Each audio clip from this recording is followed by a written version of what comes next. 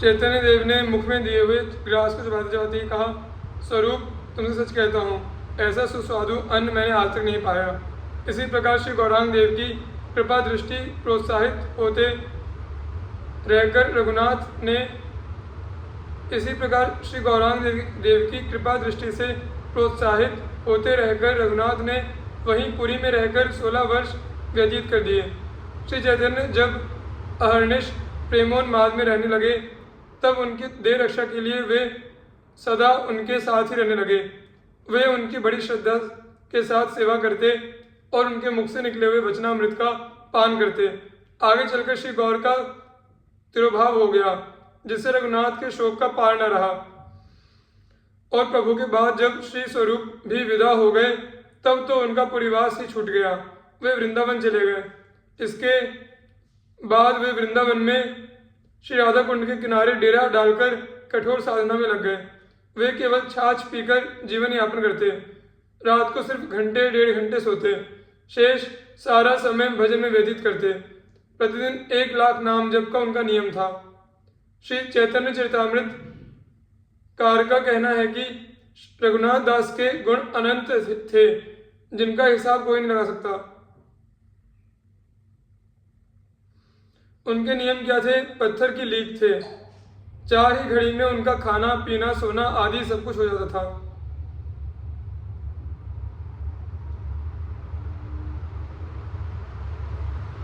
शेष सारा समय साधना व्यतीत होता था। वैराग्य की तो वे मूर्ति ही थे, जीव से स्वाद लेना तो वे जानते ही नहीं थे। वस्त्र भी फटे पुराने केवल लज्जा और शीत से रक्षा करने के लिए रखते थे। प्रभु की आज्ञा को ही भगवद आज्ञा समझ के चलते थे। एक बार ठंड के दिनों में इन्हें बड़े जोर की सर्दी लगी तो जगन्नाथ भगवान ने इन्हें अपनी रजाई ओढ़ाई थी। शौच के समय साथ जाकर सेवा करने की रीति का प्रमाण तो वैसा ही समझना चाहिए जैसा कि सुखराशि श्री प्रभु ने श्री माधव दास जी के साथ किया था।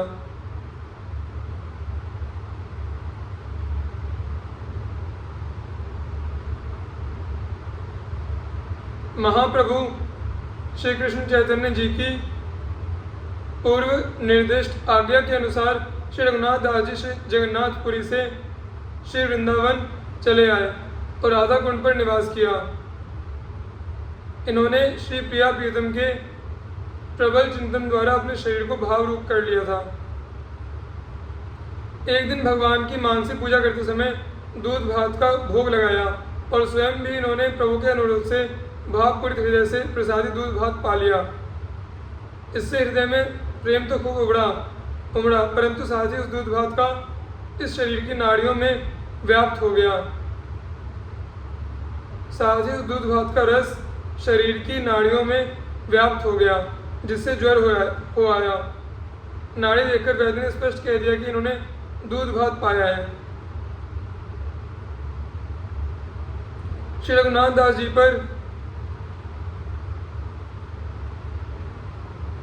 भगवान श्री जगन्नाथ स्वामी की कृपा का वर्णन श्री प्रियदास जी ने इस प्रकार किया है।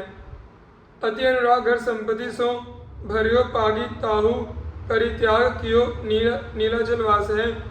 धन को पठावे पिता ऐपे नहीं भावे कछु देखी बो सुहावे महाप्रभु जी को पास है। मंदिर के द्वार रूप सुंदर निहार्यो करे लाग्यो सीत गात सकलात दई दास है। सोच संग जाए बेकी रीति को प्रमाण वह वैसे सब जानो माधोदास सुखरास है। महाप्रभु कृष्ण चैतन्य जो की आज्ञा पाई आए वृंदावन राधा कुंड वास कियो है। रहनी कहनी रूप चहनी न कही सके थके सुनी तन भाव रूप करी लियो है। मानसी में पायो दूध भात सर साथ लिए रस नारी देखी वैद कही दियो है। कहाँ लो प्रताप कहो आप ही समझी लेहू देहू वही रीझी जासो आगे पाए जियो है। इनका संस्कृत भाषा ज्ञान भी बहुत अच्छा था। वृंदावन में रहते समय इन्होंने संस्कृत में कई ग्रंथ भी बनाए थे। चैतन्य चरितामृत के लेखक श्री कृष्णदास कविराज के ये दीक्षा गुरु थे। अपने ग्रंथ के लिए बहुत कुछ मसाला उन्हें इन्हीं महापुरुष से प्राप्त हुआ था।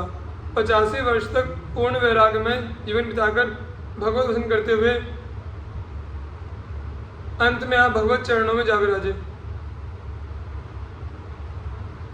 श्री नित्यानंद जी श्री कृष्ण चैतन्य महाप्रभु जी।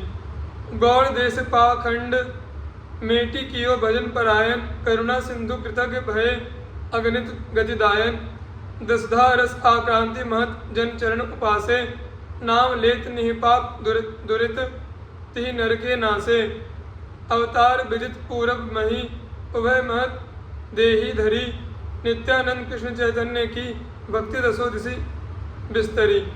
श्री नित्यानंद जी तथा श्री कृष्ण चैतन्य महाप्रभु जी की भक्ति का प्रकाश दसों दिशाओं में फैला। आप दोनों महानुभावों ने गौर देश में फैले हुए पाखंड कुप्रथाओं एवं मुसलमानों के आतंक को मिटाकर वहां के लोगों को भगवत भजन में प्रवृत्त किया। आप दोनों करुणा के समुद्र कृतज्ञ तथा अगणित अगतिक जीवों को गति देने वाले हुए, अर्थात दुष्टों को ना मारकर उनकी दुष्टता का नाश कर उन्हें भक्त बनाया। आप दोनों सदा ही प्रेम रस विवश बने रहते थे। बड़े बड़े महापुरुषों ने आपके श्री चरण कमलों की उपासना की। आपका नाम लेते ही प्राणी निष्पाप हो जाते हैं, तत्काल उनके समस्त पाप नष्ट हो जाते हैं। पूर्व देश की भूमि में श्री बलराम और श्री कृष्ण ही श्री नित्यानंद जी और एवं श्री कृष्ण चैतन्य इन दोनों महापुरुषों के रूप में प्रादुर्भूत हुए थे। इनके अवतार की बात सर्वप्रसिद्ध है। श्री नित्यानंद जी एवं श्री कृष्ण चैतन्य महाप्रभु के विषय में विशेष विवरण इस प्रकार है। श्री नित्यानंद जी भारतीय इतिहास के मध्यकालीन भक्ति विकास में निताई और निमाई का नाम बड़ी श्रद्धा से लिया जाता है।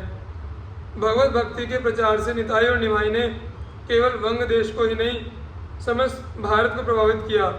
नित्यानंद मधुरातिमधुर भक्ति सुधा का पान करके रात दिन उन्मत्त की तरह हरिनाम ध्वनि से असंख्य जीवों का उद्धार करते रहते थे। शस्य श्यामला वंग भूमि के वीर भूमि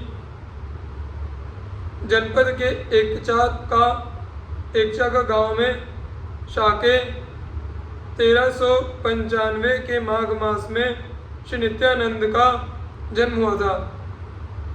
उनके पिता माता हाड़ाई पंडित और पद्मावती बड़े धर्मनिष्ठ थे। दोनों विष्णु भक्त थे।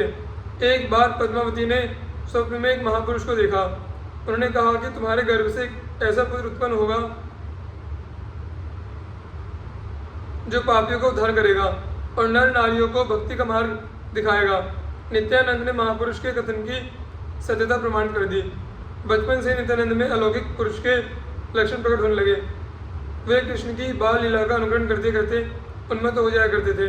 वे बाल्यावस्था से ही संसार के प्रपंचों के प्रति उदासीन रहने लगे।